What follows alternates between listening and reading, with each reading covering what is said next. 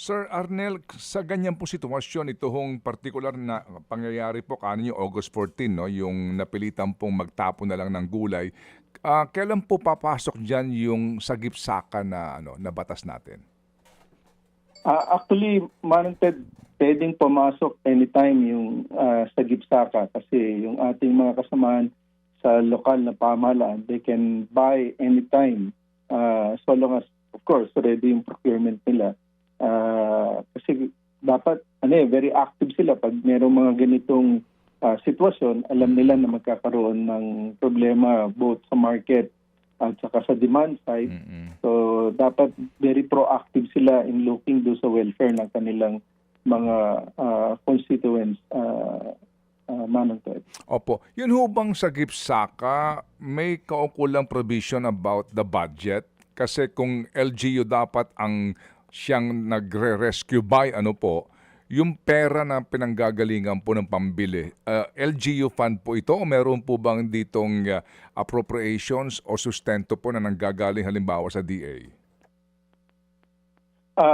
Wala po kaming direct release sa LGU unless there's a program for that. Pero may separate pondo po ang DA. Of course, we can do MOA with concerned LGUs. Pero within the LGU themselves, they can appropriate through their yung kanilang development fund budget.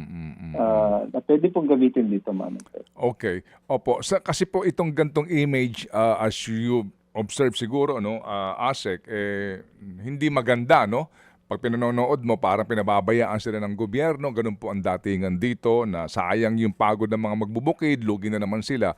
So sa ganyan po mga pagkakataon ngayon na ating muling nakita ito, ano po ang balak gawin po ngayon ng DA para po maobliga naman yung mga LGUs na maging proactive kaninyo, no, sa sagip-saka? Manong Ted, on the part ng DA, actually tuloy-tuloy yung programa natin. Una, through Kadiwa. And then, bago pa nangyari itong mga pag-ulan, 11 tons na ng gulay yung nabili through the Madalite Farmers Association dyan sa Cordillera. And then, ang DA mismo sa region natin, bumili ng 1.5 metric tons na ibinenta doon sa lobby mismo ng DA. And then, almost 10 tons yung na-deliver sa tulong ng ating regional office sa Walter Mart dito sa Mexico, Pampanga. And then, nakipag-coordinate din sila rito sa Silang at nakabili ng 5 tons ng Highland vegetables. And then, tuloy-tuloy din yung pag-deliver ng mga trucks, yung market matching. So, ilan lang ito sa mga ongoing projects natin. But of course, sabi mo nga kanina, Manong Ted, hindi lang ito DA, kailangan katuwang talaga natin yung LGUs kasi sila yung pinakamalapit doon sa mga areas na posibleng maapektuhan. Mga kapatid, patuloy po kayong tumutok sa 105.9 True FM para sa totoong balita, impormasyon, music and entertainment. Mag-subscribe sa aming YouTube channel at podcast at sundan nyo kami sa Facebook, Instagram, X at TikTok sa True Network PH. Bisitahin din po ang aming official website, truefm.ph.